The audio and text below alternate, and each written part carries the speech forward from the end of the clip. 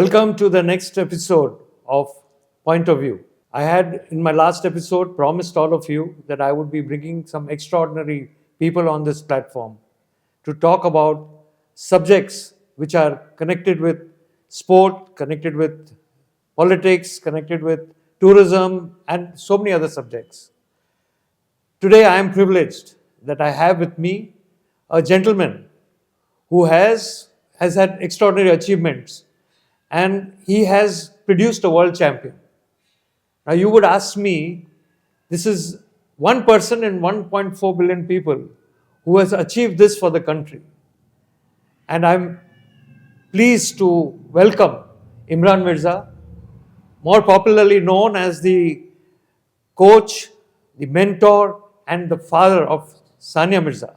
Imran, I have made up my mind to make this episode purely which will concerning you. Everybody is very keen to know how you went about producing this world champion, Sania Mirza. So I think what I would request is we would start right from the beginning, from your formative years, and our listeners would love to way you went about in reaching where you are today. Thanks, Vijay. It's a real pleasure being here and talking to you. And I'll try and tell you exactly what happened all these years. I think it's been now more than 30 years since we first started out in trying to produce a champion in tennis, in women's tennis, something that had never happened before from our country. And basically, I think the one thing that kept us going was the passion that we had, the drive that we had to try and do something extraordinary, that's something that had never ever been achieved before by our country, by a woman in our country. And that was something, so we just decided that we would do anything that it takes to get over the odds that we were fighting against. And that's the kind of passion that it wasn't for the fame, it was never for the money, it was never for any of those things. It was always for a passion that we were following, a dream, and things kept falling into place. So Imran, what I would like to know is you started you were born in Nagpur, and then you've been in so many different places. So I would like the listeners to understand how you came to a stage like this. You can just talk about your young days, your days, formative days, and then how you reached this position today. Well, my father worked in the Indian Railways, so getting posted to different places in the country was a done thing. And he was posted in Nagpur, where I was born, and then he was in Hyderabad for a short while, where I started my kindergarten schooling in Hyderabad.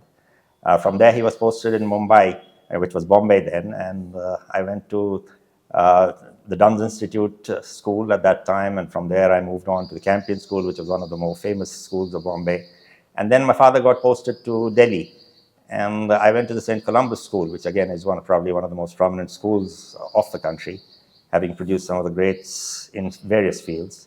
And then when he got posted back to Bombay, I came to Cathedral School, which was another great school. Okay. So I think I had the advantage of going to some of the best schools of the country. And hopefully I caught on to some of the better things that were prevalent in those schools. The love for sport was something that the family always had. We had my uncle, Mr. Ghulam Ahmed, has captained India in cricket, and he was probably someone we always looked up to. There was Asif Iqbal, who was also related to me, who left Hyderabad and went on to captain Pakistan. And everyone in the house always played some kind of sport, whether it was club cricket or senior division cricket or Ranji Trophy or Test cricket. And if cricket was our first love, but sport was something that we all followed. I think hockey was probably my father's favorite sport, although he did play cricket as well. So the sport was something that everyone got into once we got to a stage in our life where we could either use the bat or ball or use our skills in various sports. And as far as Sania was concerned, I just felt probably that cricket wasn't the ideal sport for her to get into. Being a girl at that point of time, cricket wasn't that popular amongst girls.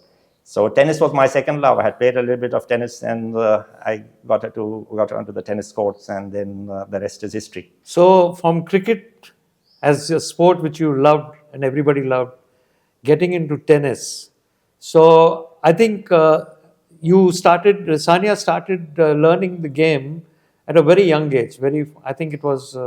Can you tell She was me? 6 years old. She was 6 years old, yeah. Yeah, because I recollect Yeah. you bringing Sania for. You were searching for a trainer when she was very, very young. Yeah, but the thing is Yeah. that, Vijay, I followed tennis right since I think I was about 8 or 9. I would listen to commentary when John Newcombe was Okay. playing, or Tony Roche was playing, or Okay. or later on the Ramanathan Krishnan or the Premjit Lal and Jaidip Mukerjeas. And I loved the game, but I didn't get the opportunity to really excel in that game, though I did play it at club level and I played a few state ranking tournaments and stuff. But I always felt I had an eye for ball games, and I probably understood the game better than I played any of those games. And I felt confident that that I would be able to, seeing the kind of talent and potential that Sania showed, even in the initial years when she started playing. I thought I had something big on my hands, although winning Wimbledon was. So I'll just stop you here. Yeah. How did you find this talent in Sania? How could you locate? How could you make out that this girl has this kind of talent? Sania was probably about 4 or 5 when I was in America. I was based there for a year and a half with my family.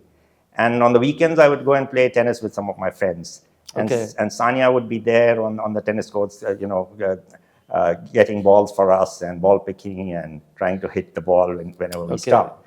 Although she was too young to actually play tennis in a regular form at that time. And she showed an interest in wanting to play tennis, but we couldn't afford it in America. Okay. And my wife felt really bad about the fact that we weren't able to afford something that my daughter wanted to do. Okay. Well, as things conspired, I came back to India, and the first thing that my wife did was to put her into a tennis program in Nizam Club in Hyderabad. Okay. She was, I think, about 5.5 or 6 years old, which I thought was too early because coming from a cricketing background, you always looked at someone getting into the sport when they're about 8, 9, 10, maybe to seriously play the game. But it turned out that 6 was just the perfect age for a tennis player to start off. And I was, of course, involved in trying to get our kitchen fires, kept them burning, and so I really didn't bother to go to the tennis course for the 6 months, for at least the first 6 months that she was playing. And then the coach, within a week of her going to the tennis course, her coach called me up and said, "Sir, you have to come and watch her. She is something very special. She has some very special talents." And knowing coaches, Vijay, I didn't bother to go to the tennis for the next 6 months, I can tell you that. I had other things on my mind. But when I did go 6 months later, I definitely thought there was something very special in Sania. And I had seen enough tennis. I had actually also edited a sports magazine where I was actually, studying the games of various tennis players. And I understood, like I said, I understood ball games pretty well. And I thought there was something very special. Of course, at that time, you don't think that she's going to win Wimbledon at some point or become the world number one. But we were looking at more tangible things like, one day she can be the state under 10 champion or the national under 14 champion or something like that, But I really enjoyed the way she was striking the ball. Okay. And that's when we started encouraging her, and she went from strength to strength. So the one remarkable aspect about all what Sania's career is that you were the father, you were the coach, and you were her mentor as well. So what I know about tennis is that all these big players who are Wimbledon champions and champions in different tournaments, Grand Slam tournaments or whichever, they all have a personal coach. And this coach is supposed to be probably a former player or a player who's trained well, and they have all they were equipped well to run an academy of some kind.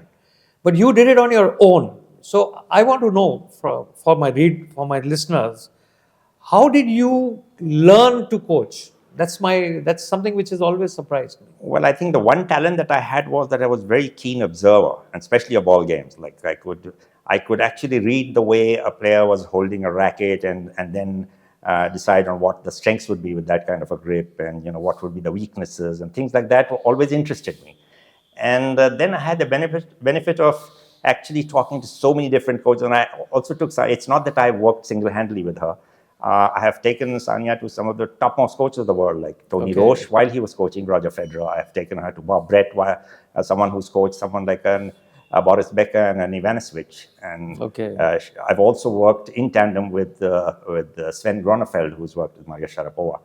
So, I couldn't afford them for too long. Like Tony Roche, I used him for 3 weeks, I think.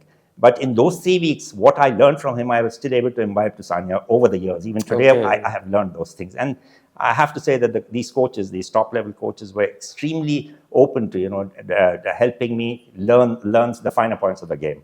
And I think that's where I really benefited.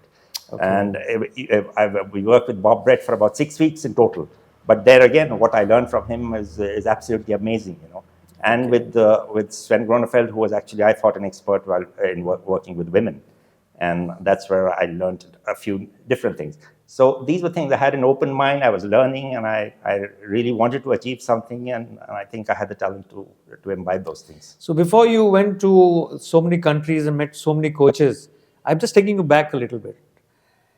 You had to play so many tournaments in order for her to get a ranking, I'm sure, when she was a junior as well. How did you equip yourself to take her to so many tournaments?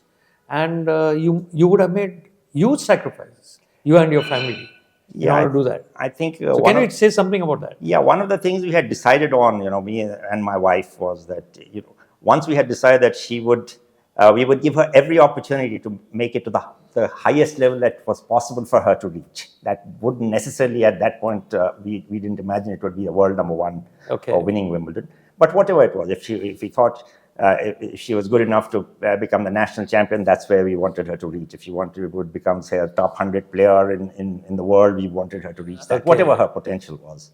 So we didn't I think that's one place where coming from a sporting family, I understood the pressures that a child feels from the parents. And that was one thing we completely eliminated from her game.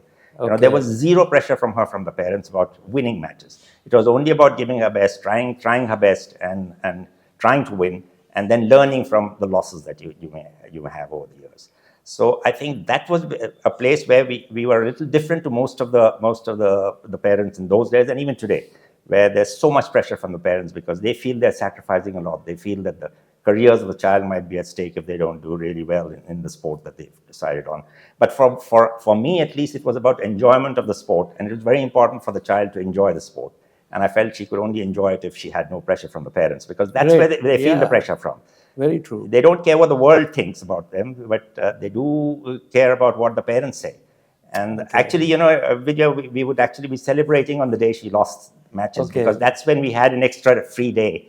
And we wanted her to feel that winning and losing is all part of the game. And it was only about trying. I think the only once or twice while she was a junior I have been upset with her was when I felt she had not given her best. And that was something that we couldn't tolerate. Yeah, it's very difficult. I can understand it's very difficult to bring up a child into a sport and then keep the motivation going. Because children generally, they try something, and once they start losing, or they just lose interest. It's also, Vijay, it's not easy for the parents. I can understand that, because I remember at that time I had the cheapest form of transport for us. We couldn't afford flights at that time. Trains were difficult to get reservations at short notice. So I had actually dieselized a car, because diesel was cheap at that time. And I would drive the whole country to get her to tournaments. So there was a tournament I drove her from Hyderabad to Thiruvananthapuram. I think it took us about 36 hours. After getting there, she played a miserable match and lost the first round. So you can imagine the kind of disappointment we felt. And yet we cannot afford to show it to the child. And that, I think, is the key. That's something where a lot of parents struggle with, but it's the love and passion for the game that kept us going. So traveling to all these places, how did you do it? I mean, because you have so many tournaments all over the country. Well, we started out with the tournaments in India. So I was driving to most of them because that was the most affordable thing to do. Because the day she lost, we could leave the hotel and move to the next center rather than wait for reservations in trains and stuff like that. And of course, even in that, whatever we earned normally the circuit would be about twice or thrice a year, every 3 months. And whatever we earned in those 3 months, we would put everything into it, play tournaments for a month, come back, and then we would be almost penniless when we got back. And then we'll start working for the next 3 months when she would be ready for the tournaments. So those kind of things, it takes a lot of salary, it takes a lot of money initially. And, getting sponsors is not easy before you've made a name for yourself.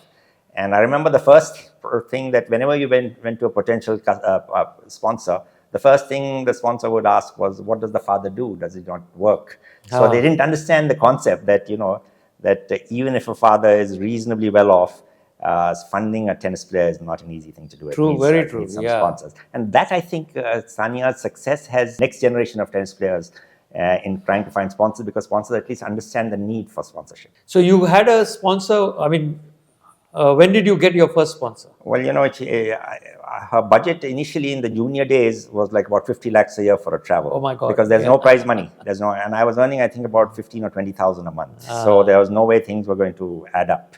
So we needed sponsor. We got help from GVK. We got help from the state. We got, from some other sponsors as well. But, before a lot of the sponsors expect a lot when they're giving money for you. Okay. And every time Sania won, we were expected to get a heading for the sponsor, which was very difficult for us to do. Okay. And they felt a little let down when that didn't happen. But it's all I remember the press conference, the sports correspondents would always say, but we are giving them so much mileage already. It's Sania who's winning. It's not them, all said and done. Yeah. But there are things you have to take while you are before you've made a name for yourself. So when did you first? When did she first break into the national scene? She was just 12 when she won the under 14 and the under 16 national titles. And I think that's where we were a little different again to the rest of the clan in tennis, where the Hyderabad was known for having players playing the under 16 when they were already 18 years old, hiding their ages, playing the under 18s when they were already about 20 years old. So we were someone who always made her play ahead of her age group. Like she won the under 14 and 16 titles in India, I think, for the first time when she was a 12-year-old. Yes. So that we always felt that the kind of competition she was going to face internationally would be a lot tougher than what she was facing here. And the best chance of her trying to emulate those people out there at the international level would be if she could match the players who were much older than her. So did she start playing in international when she was playing the She national? was 12. She was 12 when she started. And then once she won the under 14 and 16, we were someone who would, the moment she had proved herself in the 14 level, we made her stop at the 14 and start the 16 and 18. The moment she performed in the 14 and 16, we got her into the 18. And when she was, I think, about 14, we got her into the women's circuit as well. So we were ahead of our times, trying to give her that extra couple of years in that age group to try and excel. But you could do that because she had the talent and she had the game. Yeah, but also, Vijay, the thing is that, I took her to US once. I found a sponsor to buy the tickets for us when she was 13 years old. And because she had played a few international tournaments in India at that time, already in the under 18 age group, she had a reasonable ranking. So the tournaments that she played in US, she was always the top seed over there because based on the ranking that she had achieved in India. And in about 5 weeks of tournament, she did not win a single match. Because the level was different. Her ranking might have been higher than those because she had played in India where the competition wasn't so great. But 5 weeks of tournaments where she was the top seed and she didn't win a match. And I remember asking her, she was a 13-year-old then, I remember asking Sania that, do you think you can ever match these people at some point? And she said, I need 6 months, I think I can do it. Really? And that's exactly what she did. Within 6 months, she got her ranking up from about 130 or 140 to the top 50 to get into the Grand Slam. So she played her first Wimbledon when she was not even 14, and she won the first match. So, just her seeing the level that she had needed to cope with at the international when she was 13, I think was a great boon to her. Because she realized that she had to push again. She had the talent and potential, and she knew she could do it, and she did do it. Is it because of her? Is it because of her determination to always do better than what she was doing earlier?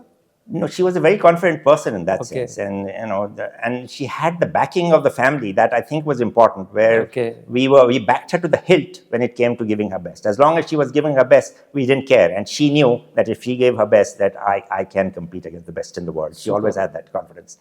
The way she walked onto the court is a lot different to what most Indian players will do. If you look back at some of the footage of her matches, you realize even when she was playing a Serena Williams, she would get onto the court and walk in a manner which suggested that, come on, I'll take you on. So that was something which was very difficult. And that's something that, Vijay, that I was criticized for giving her that kind of image when she walked in, because a lot of media men came up to me, why is she so angry on the court and why is she so arrogant? And I said, no, you cannot be so meek on the court and take on a Serena Williams. That's the difference. It reminds me of Viv Richards in cricket. Exactly. The way you walk, that shows the intent of the player. Super. Now we'll just move on to the next level, when she started playing in the Grand Slams and she started playing tournaments all over the world, and she started winning. So I know she was playing singles earlier. So what was it that drove her to, when she was playing those tournaments? What was it? Well, she was, like I said, she was 13 when she played the first under-18 Grand Slam at Wimbledon. Okay. And we were so excited and nervous about it. I too was pretty nervous that day. I remember when she was going, and I wanted to make sure she didn't miss going onto the court on the right time. And then she, when the draws were out, she was the youngest in that year in any category, whether it was boys, girls, men, women. She was the youngest player. And at 13, to win a match at Wimbledon, I looked at the draw, and I used to follow the draws very closely. I knew the games of most of the players. And I remember before the draw was done, I told my wife, there are these two players. If she plays them, I think she has a chance. And as luck would have it, she played one of those two, And she won that first match at Wimbledon. And that's when she became a star. The next day was an off day, and we were traveling by the train. And she was recognized in the train, and it was the first time there was some kind of excitement about Wimbledon. It's a big tournament. Yes, it was. So that was probably the first thing. But she always enjoyed the big stage. That's one thing about her. She loved to have an audience. She loved to have people following her and clapping for her, and that's the kind of performer she was. And she had the kind of game that appealed to most people. Like win or lose, she was always an exciting player to watch. That's the other thing that I had actually, I had engraved this into her mind, that I knew at the back of her mind that it's only the aggressive tennis that wins you matches at the international level. Sure. And that was completely contrary to what was being taught by the Indian coaches at that point of time. They would always want the player to keep the ball in play and wait for the other one to make a mistake. Now that doesn't happen at the international level. You have to you have to be aggressive and get the mistakes out of the opponent. So she was a very aggressive player, and in the initial stages, she's lost a lot of matches she could have won because she would go for broke, and that's something that we encouraged in her. And that's the other tough part for the parents. When they're losing matches which they should be winning, but because they're playing the right game, which in your opinion is the right game, that's when you still need to encourage them and back them up. And I think that's what. I mean, you're being very modest, Imran, but this kind of a temperament does not just come by naturally. It has to be ingrained. I agree. I'm sure there's a contribution where you would have mentored her, or you would have spoken to her about how she's got to approach the game. Absolutely. That was something I want to know about that. Yeah, I think that's probably my biggest contribution to her game. Giving her that confidence to go for broke and still go and try and win matches aggressively, and even if you lose a few of them. And that's not easy for a parent to do. You're putting in so much money, time, effort, and part of your career into it. And then when you see that the child isn't winning, it's not easy to still back them and tell them to keep on doing that. But that's something that I was very confident about. And there were so many other coaches who came to me, sir, she's throwing away matches, you have to talk to her. I said, no, I don't care. I think she's doing the right thing. She's lost a lot of matches to players she should have beaten in her initial years. But once she became consistent with those ground strokes, there was no one who could match her. And that's when I thought I had played my cards right. So I think there's an element of patience now. We are discussing this. You lose so many matches, but you continue to pursue what you think is the right method. In order to, your goal has to be higher than what you're actually doing. Yes, but I think that's where my understanding of ball games comes in. I had watched enough tennis to understand that sometimes you're watching a tennis match on television, and you feel that they're having a great rally, but it's not a great rally. Each of those balls will be a winner for anyone who's less than world class. So that's where you have to understand. I think that takes some kind of understanding. One of my biggest advantages as a coach with Sania was one that, being a girl, they are very emotional. So as a parent, I understood that well. I understood her temperament. And also, being with her almost 24 hours of the day, I could time myself when I spoke to her about the game. Because immediately after losing a game, a girl is never ready to listen to anything. Even if you say something, it will not be absorbed by her. So I had that advantage, which I don't have, which other coaches may not have. And I will intervene here. There is a great element of nourishment which comes into this, the input, that what she eats, a diet plan, her fitness. I mean, she must. You have to go through a good trainer, and you got to be match fit in every way.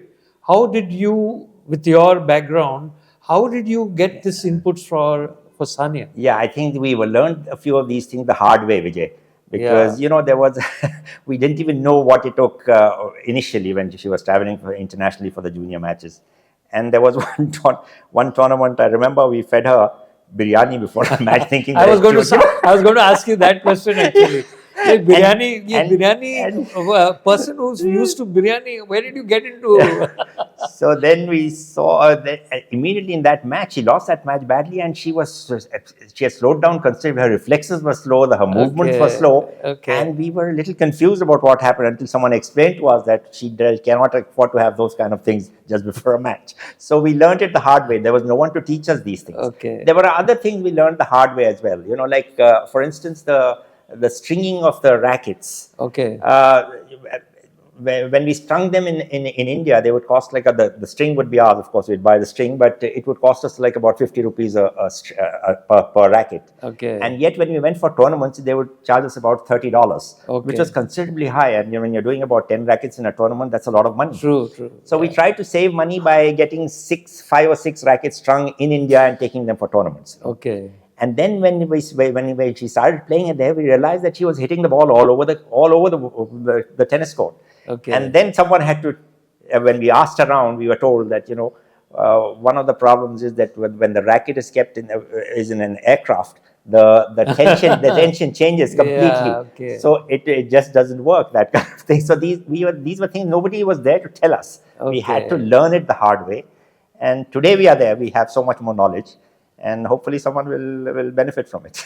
Yeah, from this interview with you, Imran, whatever you're saying, I think it's a lesson for other sportsmen who are aspiring to be to follow where Sania has gone. Not only in tennis but in other sports. It's the mentoring that you have done. It's the you have kept her mind. You have looked after the mental aspect. Yes, I think that's very, very important. And Vijay. that is where the key is, because I know of many parents who aspire similar things about their children, but at some stage they give up, or they're not able to teach them how to take failures. Yes, absolutely. That is something that we were very, very clear about. That it wasn't a sport, was something to relish, to enjoy, and for the whole family to enjoy. But the winning and losing are all part of the game, and that was not something that bothered us. We always tried to learn from the losses, learn from the mistakes that she was making, and that's what we taught her to do. And I guess that worked. And how? So when I think then Sania has become today a legend, but there was a time when Sania went through a lot of ups and downs, especially getting injured, and after coming back after injury, and then she was playing singles, and then she had to make do with doubles, and at every aspect, at every time, at every moment when she entered the court, it was like Sania is going to win. Yeah.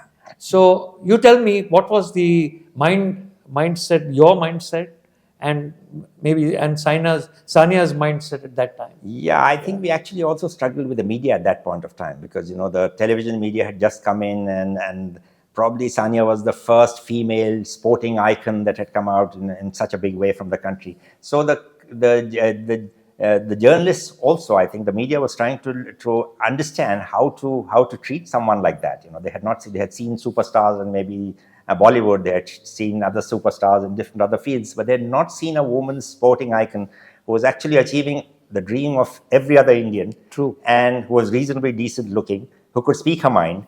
And that's something that I felt the media was struggled to cope with. And that's when we also had to, we saw the wrong side of the media at one point, and where Sania really struggled, and then we had to take over completely. And then try and cut her off from the media for a little So you while. were also her media manager. Definitely. The only reason I did all these jobs was because they couldn't afford any other professionals. So I had to learn these jobs and do it myself. Okay. So you are one coach who has learned everything hands-on. Yes, Okay? Vijay, I think that the biggest advantage that I had in as far as technical coaching was concerned in tennis was that I was able to imbibe the technical the data from the topmost coaches of the West, whether it was Bob Brett or Sven Gronefeld or Tony Roche and others as well. But I was also able to use that to suit the Indian physique. I think that's the big advantage that I understood that. True. Because a lot of the coaching that goes on in the Europe or even US is suitable to the body type of the whites rather than of the Asians. True. And that's where I think I had the biggest advantage, where I learned technique from the West and adapted to suit the Indian physique. And that, I think, for me is something that I excelled at. Okay. So what do you think you can do now for the sport at this stage after having achieved so much and produced a world champion? I think she was number one in the world for how many days? She was for 91 weeks. She was 91 weeks at a stretch. She was 91. There are only 3 other players who have achieved that for a longer period of time. Amazing. And they happen to be Martina Navratilova, Cara Black. Okay. So she was only the 4th who has had 4th longest run as a doubles number 1 of the world. Amazing. And that an Indian girl, yes, who was criticized so much by the media, and she went through all this, and she ultimately finished with distinction. I think what was particularly gratifying for me was that, in the initial years when we were running around all over looking for sponsors, driving around the whole country taking her for tournaments, we were mocked at by a lot of people who thought we had gone crazy. And a lot of them said, what, you think that she's going to become a Martina Hingis or what? And as luck would have it, she not only partnered Martina Hingis, but she became world number 1 when Martina was her partner. So, that was very gratifying for me to... as a sportsman myself, I think you got to be crazy to be world number 1. Absolutely. I think it takes a bit of madness because you cannot do the kind of things that we had to. We were trying to save money, Vijay, and when we went initially for the junior tournaments, like my wife would travel sometimes, and I would travel sometimes, and we would, because the breakfast would be on the house with the room, we would have a heavy breakfast and skip lunch as well, lunch to save money so that would come handy for another tournament. So we literally starved at times to make sure that we got another tournament. So that needs some kind of madness when you could have been comfortably sitting in your house out here and leading a comfortable life. Yeah. The sad part about Indian sport is that the parents think that it's not an option. They think that you have to be good in academics and you can have some fun playing a sport. But by and large, the parents, I'm not talking about this generation, but probably our generation earlier, the parents never took sport very seriously. Yes, I think that's true to some extent. But while Sania was at the top of her game, there were a lot of parents who actually wanted their kids to come in. But unfortunately, we were not able to produce another couple of Sania Mirzas. And because of that, I think today when Sania has retired and also Leander and Mahesh have retired, the zest for trying to become another champion seems to have declined a little bit. And that's something we have to take care of. And how does one take care of that? Well, one, I think by hook or by crook, we have to produce one or two champions who become role models for the next generation. That's the toughest part. When Sania became the role model, that's when there were so many girls trying to get into the sport. Unfortunately, we did not have the know-how or the enough support to produce more Sania. And that's the disappointing thing for me, because it was almost 20 years that Sania was on top of the game. And she was a superstar for 20 years. And we didn't use that period. We were just gloating with the fact that we had a champion in Sania. We should have been using that kind of excitement amongst the kids to produce more, and we weren't able to do that. You have any reason for that? Why did not? Well, tennis is definitely a sport that is not easy to come in. When you look at it, Vijay, there are 220 countries that play the sport seriously, and the next champion can come out of any of those 220 countries. And it needs a lot of, and also I feel there are certain sports which are not necessarily ideal for the physique of a particular kind of for a particular country. Okay. Tennis probably, I have always felt that there are sports where the legs play a prominent role, and there are sports where the hands play a prominent role. But Okay. any sport that where the hands play a prominent role, that's where we excel. Where the legs come in, I think that's one place where we cannot compete with the Europeans, where they have such strength in their legs Okay. naturally. And to add to that, I would say to back up my statement on this, in doubles, it's the hands that play a more prominent role than the legs, and that's where we excel. In singles, it's the legs that are more prominent, and that's we are not as good in singles. Okay. I think that I do believe strongly about this. Of course, there can be exceptions, and that's what we try to be. Sania was an exception as a tennis player in singles. To be 27 in the world is phenomenal. Like sure. So she had a forehand that is unbelievable. I remember a coach coming up to me, a very famous coach. He came up to me when she started out, and he came and said, "So I want you to know that there are a few technical flaws in her game, but as far as raw talent is concerned and the forehand is concerned, we have not seen anything of this kind before." Yes, we've all heard about a forehand. These are things that probably contributed to us not producing another Sania Mirza. So now coming to you, Imran, I wanted to ask you this question several times. There are so many coaches who have produced international players, and all of them have been rewarded by the government as coaches. I've asked you this question earlier, and I'm asking it today as well. Why were you not conferred with the Dronacharya when you produced a world champion? And like you said, she was world champ number 1 for 91 weeks. It's never happened before, and I don't think it'll ever happen again. So why is it that you were not conferred with this title? Well, probably which is so richly deserved. I probably underplayed my role. I really didn't care about accolades for myself. I was more concerned about Sania getting more accolades and success, and I was more concerned about her winning matches than anything else. There may be a few coaches who are more concerned about winning awards. For me, the biggest award was Sania winning a Grand Slam. For me, the biggest award was Sania beating the world number 1. So those for me were satisfying enough for me to even bother to and not bother to look. But I think that's that's for the world to decide. If they think I've done enough, then I will get it at some point. If I don't, it's not going to be the end of my life. Yeah, because not only tennis, I'm sure you can contribute so much to other sport, because a lot of sport now today is more mental than it's physical. Absolutely. You got to have the attitude, and then you will reach the altitude. I believe that in order to produce a world champion, you need to have the heart of a world champion to produce that. Sure. So I think that's something that you need to. So that comes inherently at some point, but also coming from. I was fortunate to come from a sport playing family. So that was something that was imbibed in me, and I understood those kind of things better than most other families would. Also, a very interesting thing, like a lot of people have asked me about what do you think was the reason for your success as a tennis parent come coach? And I've always said this, that when I started off initially, I wanted to be a sports journalist at one point. And I remember someone telling me that in order to be a really good sports journalist, you should have played a sport and failed at it. If you fail it, that's when you start, you can understand the game better, you become, you understand and you can write about it. So I went actually a step further than that. I not only failed at sport, I also failed at sports journalism. So I think that's what made me an ideal tennis parent and a tennis coach. It's a great admission coming from you.